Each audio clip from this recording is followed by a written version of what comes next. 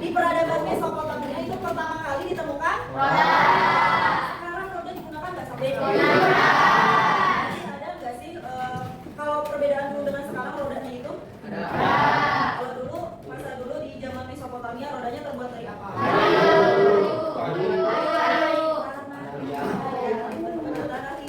Seiring perkembangannya zaman itu semakin maju teknologinya, itu ada perbedaan. Kemudian banyak tidak hasil peradaban zaman dulu yang diwariskan sampai sekarang itu masih kita gunakan? Banyak. Apa contohnya? Saluran irigasi. Ya, betul. Saluran irigasi. Itu ditemukan di masa peradaban apa? Mesopotamia. Nah, ini tujuan pembelajaran pada pertemuan kita kali ini. Pertama itu kita akan melalui diskusi kelompok ya. Jadi nanti kalian akan diskusi kelompok dengan menganalisis keterkaitan peradaban awal dunia dengan kehidupan masa kini. Jadi nanti kalian akan diskusi secara berkelompok untuk menganalisis keterkaitan apa antara peradaban zaman dulu dengan sekarang. Ya, kemudian dari hasil analisis tersebut kalian akan menyusun dalam bentuk poster secara kolaboratif, berarti secara berkelompok ya, dan mempresentasikan hasil karya secara komunikatif dan kritis. Setelah membuat poster kalian akan mempresentasikan hasilnya ya. Kemudian menunjukkan sikap tanggung jawab, kerjasama, dan kreativitas dalam menyelesaikan proyek tersebut. Nah, di pelajaran bahasa Indonesia, berarti pelajaran pada ya? Sudah diajarkan kan tentang poster digital? Berarti kalian sudah belajar bagaimana jenis-jenis poster, terus apa aja yang ada di dalam poster itu ya sudah diajarkan dalam bahasa Indonesia. Nah, itu akan berkolaborasi dengan mata pelajaran bahasa Indonesia dalam membuat poster digital. Jadi nanti kalian akan membuat poster digital, sudah diajarkan di pelajaran bahasa Indonesia. Nah, materinya dari materi sejarah tentang peradaban besar dunia. Tapi keterkaitannya dengan masa sekarang, ya. Tepung lima itu seperti apa? Kalian tahu tepung pramuka? Nah, sekarang menggunakan jari. Ketika ibu bilang tepung satu, berarti tangannya hanya di jari hanya satu. Tapi menggunakan tepung pramuka, berarti tekan. Tuh, kalau ibu bilang tepung lima, berarti hanya menggunakan tepung tiga. Udah, sebentar aja. Tepung lima. Tepung satu. Tepung empat. Jadi sebelum saya diskusi, gue akan menampilkan salah satu video tentang topik. Jadi itu sudah ada sejak zaman dulu ya. Dikembang selama ribuan tahun, meskipun sejarah autentiknya hilang seiring berjalannya waktu. Roti adalah makanan utama manusia, dikenal di semua budaya dan sejarah. Cerita rakyat seputar roti diturunkan melalui tradisi lisan serta hieroglif di makam Babilonia dan Mesir kuno. Selain itu, para penulis Tiongkok kuno juga meninggalkan catatan tentang roti. Peradaban Mesir kuno menggunakan oven untuk memanggang roti. Dalam sejarah manusia, oven pertama sudah ada sebelum Babilonia. Oven pertama terdiri dari lubang-lubang di tanah yang digali hingga kedalaman sekitar 137 cm dan dilapisi dengan lumpur tambang. Api dibuat di atas lubang-lubang ini dan apinya dikikis untuk memasukkan adonan ke dalamnya. Sebuah batu bata tinggi menutupi bagian atas oven. Kemudian bangsa Mesir kuno menciptakan oven berbentuk bulat. Oven membuat roti berbentuk bulat. Roti menjadi alat pembayaran bagi orang Mesir kuno. Upah dan pajak dihitung dalam bentuk roti.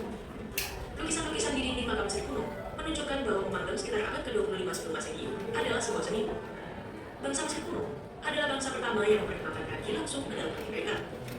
Mereka juga menemukan bahwa mereka dapat mengambil sebuah adonan dari satu kelompok dan menyimpannya untuk kelompok adonan berikutnya. Dari situlah sampai beberapa dan terus digunakan hingga hari ini. Seiring berjalannya waktu, konstruksi oven pun berkembang. Oven lengkung tertutup pertama dibuat di Romawi kuno, dan tungku ini secara bertahap diperbaiki selama bertahun-tahun. Penikmat roti sebenarnya adalah orang Yunani kuno. Pada abad ketiga sebelum Masehi terdapat lebih dari 70 jenis roti. Roti itu, orang-orang Yunani mewariskan seni dan teknik memanggang kepada orang-orang Romawi. Di Kekaisaran Romawi, seni dan teknik memanggang ini kemudian diubah jadi industri berskala besar. Bangsa Romawi kuno mulai tertarik pada roti pada pergantian abad ke-8 dan ke-7 sebelum Masehi. Oven pemanggang roti segera menjadi sangat populer di Romawi kuno. Konon, pada masa pemerintahan Kaisar Augustus, ada sekitar 300 oven yang memanggang roti. Toko roti besar muncul di semua kota Romawi dan memiliki oven roti profesional.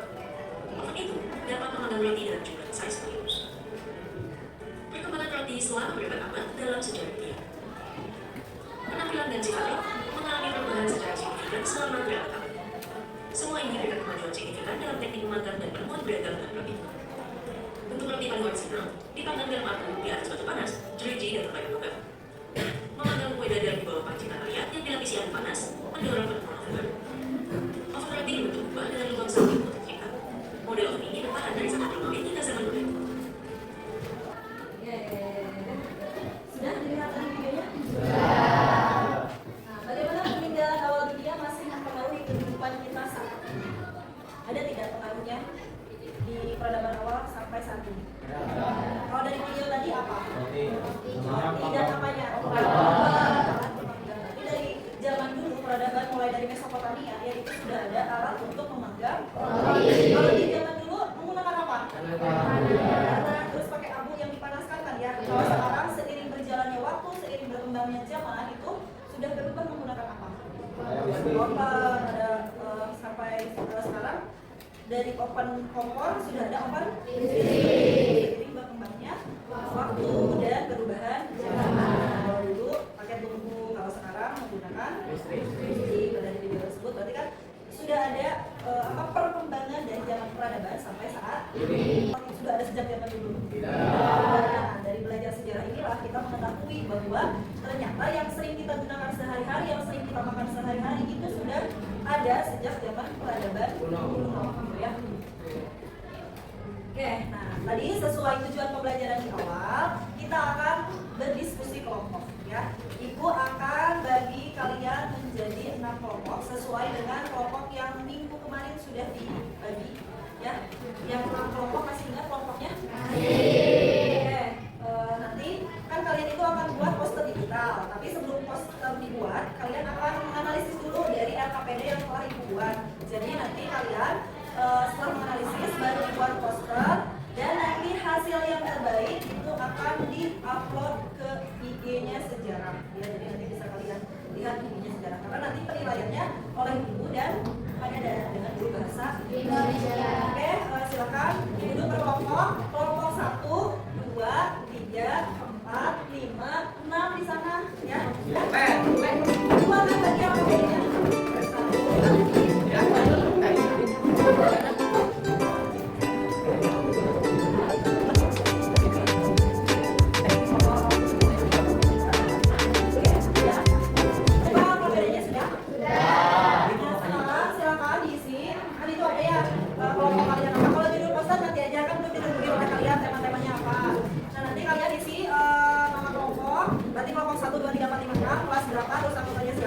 Nah baru dilakukan pengerjaan proyek itu kalian silakan jawab pertanyaan tersebut yang nantinya kalian akan dijadikan sebuah poster digital. Jadi tentuin temanya oleh kalian, terserah mau apa.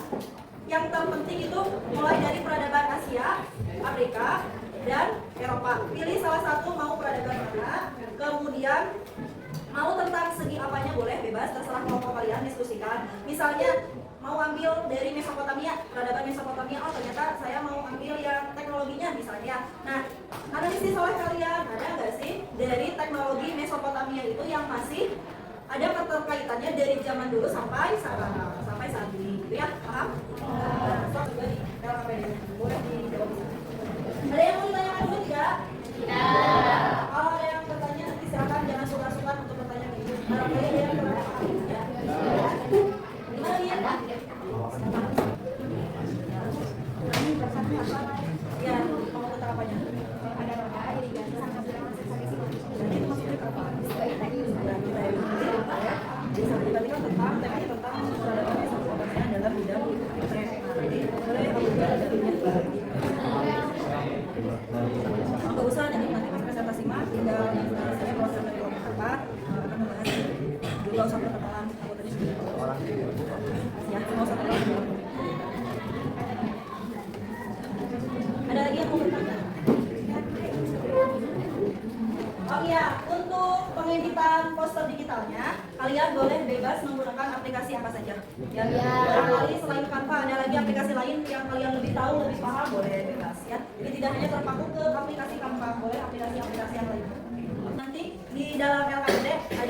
banyak pembagian tugas ya. Nah, silakan nanti kalian tentukan tiap anggota kelompok itu tugasnya apa saja. Misalnya ada yang mencari materi, ada yang sebagai editor gitu ya. Kemudian ada juga yang sebagai nanti untuk presentasi ke depan. Nah, sebutin aja di sana siapa-siapa tugas-tugasnya. Nah, untuk pengerjaan poster ini cukup tidak 30 menit? Cukup. Ya, 30 menit. Selesai? Oke, silakan selamat mengerjakan.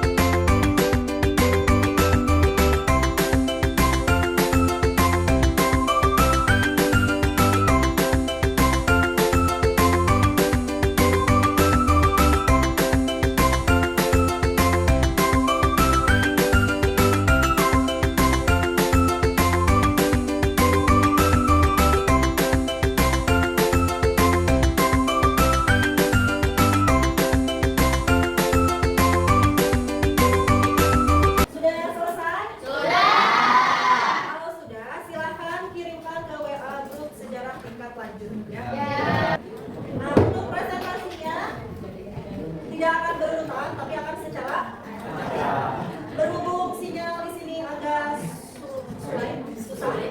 Jadi itu pakai aja ya buat pembagian siapa yang duluan. Siap ya? Ya. 1, 2, 3. Siap. Kelompok berapa ya? Kelompok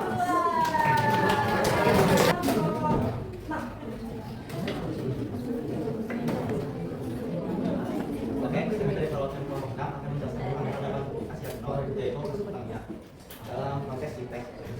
Di dalam IPTEK terbagi menjadi 3 warisan. Yang pertama sistem irigasi, yang kedua roda, dan yang ketiga adalah hexadesimal. Apa sih yang dimaksud dengan sistem irigasi? Sistem irigasi yang canggih untuk mendukung pertanian mereka atau saluran, teknik-teknik seperti kanal dan bendungan memungkinkan mereka untuk mengairi lahan pertanian yang luas dan meningkatkan hasil panennya. Dan yang kedua adalah roda. Roda pertama kali diciptakan bukan untuk transformasi, melainkan sebagai alat pembuatan tepikal atau roda pekat. Sekitar 3.500 tahun sebelum Masehi, pengrajin membuat tepikal yang lebih simetris dan efisien. Dan sekitar 300 tahun kemudian, roda mulai diadaptasi untuk gerobak, untuk kereta perang. Menjadi langkah awal pertikalan teknologi transformasi pada zaman sekarang. Yang ketiga, bilangan hexadesimal atau hitungan 60 adalah sistem bilangan 60 sebagai basisnya. Masih sangat terasa dalam kehidupan modern, khususnya dalam pembagian waktu dan sudut, seperti 60 detik dalam 1 menit, 60 menit dalam 1 jam, dan pembagian lingkaran menjadi 360 derajat atau 6 kali 60 untuk mengukur sudut di berbagai bidang seperti navigasi dan astronomi. Mengapa warisan Mesopotamia penting untuk dipelajari? Karena untuk memahami tentang sistem irigasi, roda, dan bilangan hexadesimal, mempelajari warisan ini membantu kita menghargai kontribusi peradaban masa lalu dan memahami bagaimana inovasi tersebut membentuk dunia yang kita ingin dan memberikan wawasan tentang bagaimana masyarakat kuno mengatasi tantangan lingkungan dan sosial yang relevan dan untuk menghadapi masalah-masalah global saat ini. Ini perwakilan dari kelompok 5 sebagai presenter akan mempresentasikan tentang keterkaitan peradaban awal dunia dengan masa kini. Di sini kami memilih peradaban Cina kuno sebagai warisan budaya.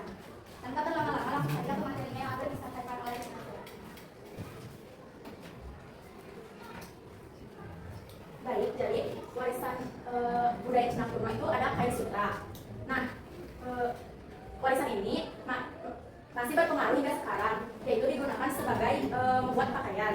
Nah, contoh penerapan warisan peradaban tersebut dalam kehidupan modern kini, yaitu digunakan sebagai produk seperti pakaian formal dan kasual, seperti gaun, kebaya, rok, dan kemeja. Serta ada aksesoris fashion, yaitu shawl dan hijab. Serta ada juga dekorasi interior seperti gorden dan bantal. Nah, mengapa warisan ini penting dipelajari untuk generasi sekarang? Karena penting bagi generasi sekarang untuk mempelajari dan mengetahui nilai sejarah dan budaya karya seni, keterampilan lokal, nilai ekonomi dan industri kreatif, serta inovasi dan teknologi modern dan kesadaran lingkungan. Yang dimaksud dengan nilai sejarah dan budaya, yaitu dari kain sutra tersebut, sutra sudah ada sejak ribuan tahun lalu, sekitar 8.500 tahun lalu, dengan bukti terawal ditemukan di situs Jihau. Sutra menjadi bagian penting jalur sutra yang menghubungkan Asia dan dunia. Nah, mempelajarinya penting menjaga warisan budaya dan sejarah perdagangan global. Yang kedua itu tadi ada karya seni dan keterampilan lokal. Banyak daerah di Indonesia yang mempunyai tradisi tenun sutra. Misalnya di Sulawesi Selatan, dengan mempelajari, generasi muda bisa melestarikan keterampilan nenek moyang. Yang ketiga ada nilai ekonomi dan industri kreatif. Sutra sampai sekarang masih punya nilai tinggi yang bisa menjadi peluang bisnis dalam fashion, dekorasi, hingga pariwisata budaya. Yang keempat tadi ada inovasi dan teknologi modern.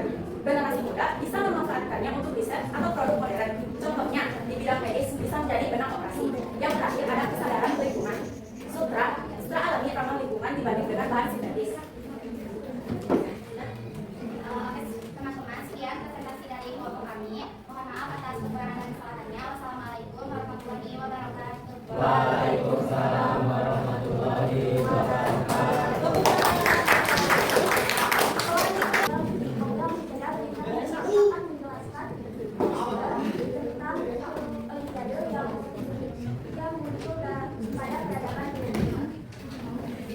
Poster ini menjelaskan bahwa Olimpiade pertama kali muncul pada peradaban Yunani kuno di kota Olimpia tahun 776 sebelum Masehi.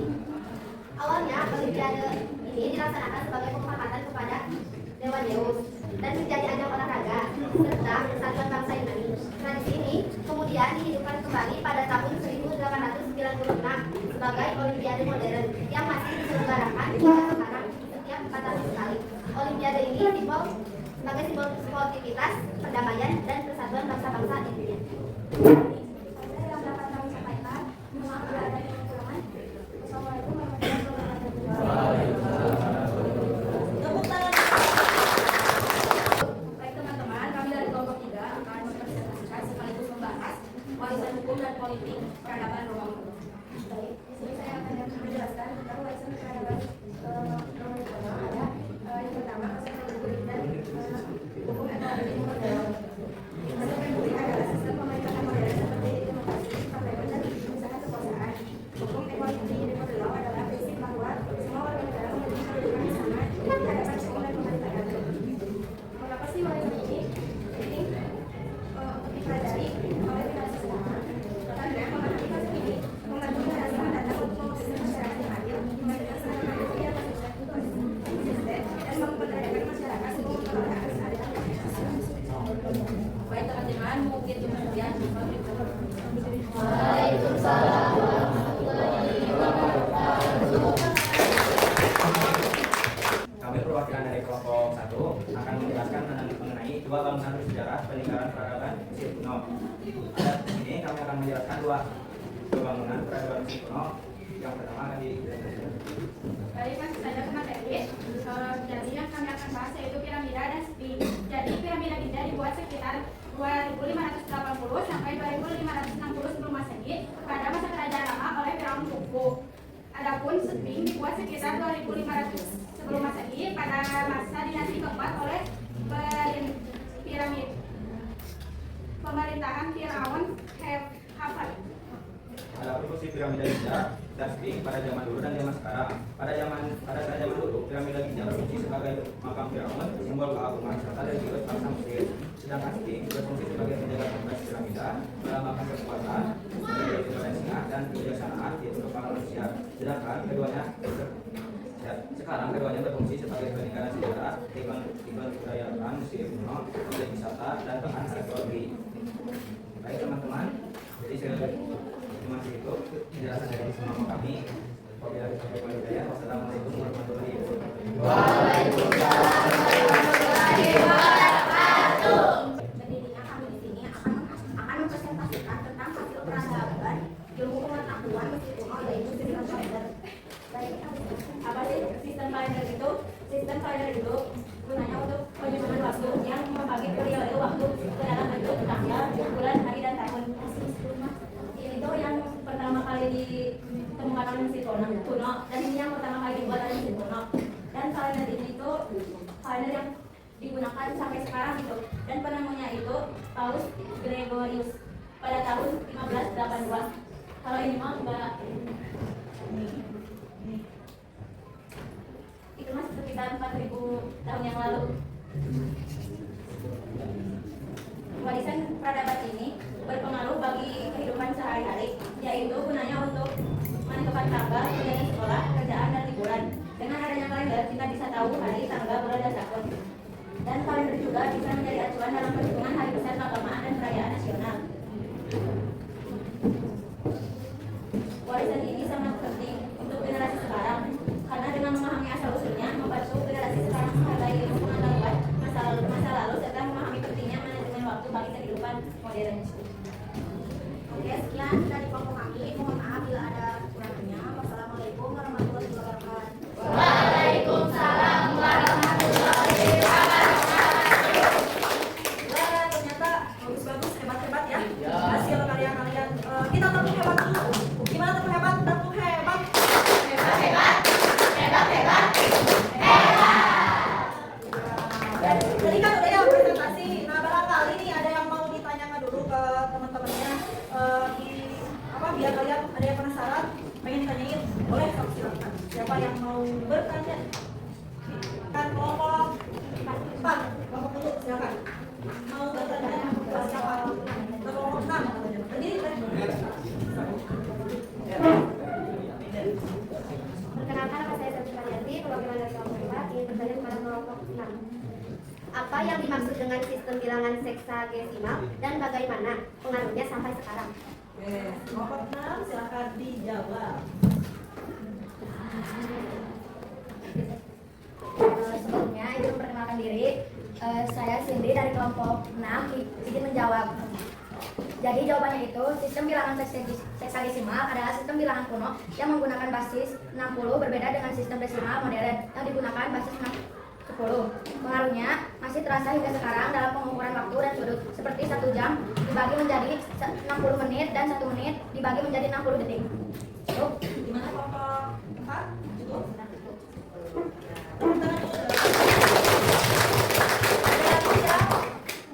Sudah cukup? Saya. Boleh, Rengat. Assalamualaikum warahmatullahi wabarakatuh. Waalaikumsalam warahmatullahi wabarakatuh. Saya ingin bertanya kepada kelompok 4. 4. Olahraga apa yang pertama kali diselenggarakan di Olimpiade? Sebelumnya izin memperkenalkan diri, perkenalkan nama saya Iman Musa, perwakilan dari kelompok 4. Izin menjawab pertanyaan dari rekan mereka. Olahraga pertama yang diadakan di Yunani kuno adalah lomba lari step, yang merupakan satu-satunya acara pada pertemuan pertama Olimpiade kuno di Olimpia pada tahun 71 sebelum Masehi. Lomba ini yang panjangnya sekitar 192 meter diselenggarakan untuk menghormati Dewata. Maka cukup. Terima kasih. Ya. Tepuk tangan. Mereka sudah mempelajari tentang keterkaitan antara peradaban awal dunia dengan sekarang. Kalian ditugaskan akan menyusun kartu domino ini ya ke kelompok. Nah, kartu domino ini ada soal dan jawaban. Nanti kalian susun berdasarkan soal dan jawaban ini. Nah, siapa kelompok yang tercepat dan benar itu yang akan menjadi pemenang kita pada pertemuan kali ini. 3, 2, 1, silakan.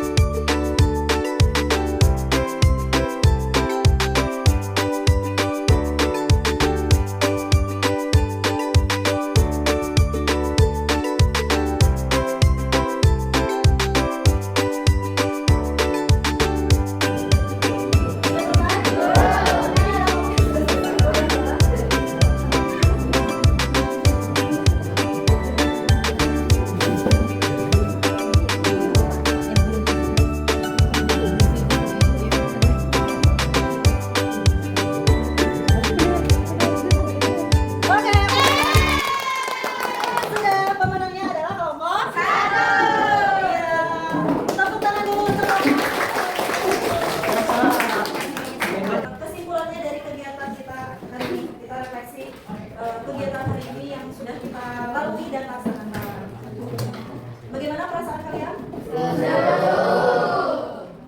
Apa yang telah kalian pelajari dari tadi di awal sampai kalian presentasi dan melaksanakan turnamen games ya, games turnamen? Boleh ajak? Boleh deh. Tadi kan apa berkaitan peradaban awalnya sampai saat ini. Boleh ajak presentasi yang kalian? Ada dari kelompok yang Ya. berkaitannya pada zaman sekarang itu sistem hukum itu masih dipakai sama negara-negara di berbagai dunia yang digunakan untuk menertibkan masyarakat. Tepuk tangan. Nah, di sini Ibu akan tadi mungkin sebenarnya kalian tuh tahu ya apa saja yang akan kita pelajari. Mungkin susah untuk mengungkapkan dengan kata-kata. Nah, Ibu akan memberikan jurnal reflektif kepada kalian untuk diisi. Jadi apa perasaan kalian, apa yang dipelajari, boleh diisi ya.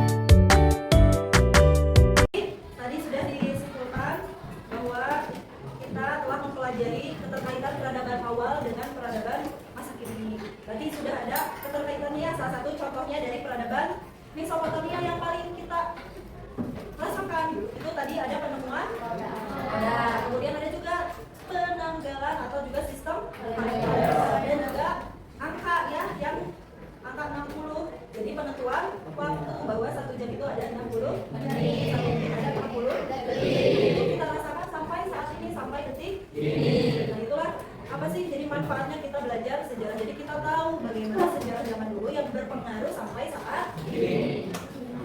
Ya. Nah tadi kan sudah ada games turnamen tuh, sudah ada pemenangnya ya. Kelompok berapa? 1. Boleh perwakilan kelompok 1 untuk ke depan. Ibu ada sedikit hadiah untuk kelompok 1. Jangan dilihat isinya, tapi lihat kebermanfaatannya ya. Boleh kelompok 1 siapa?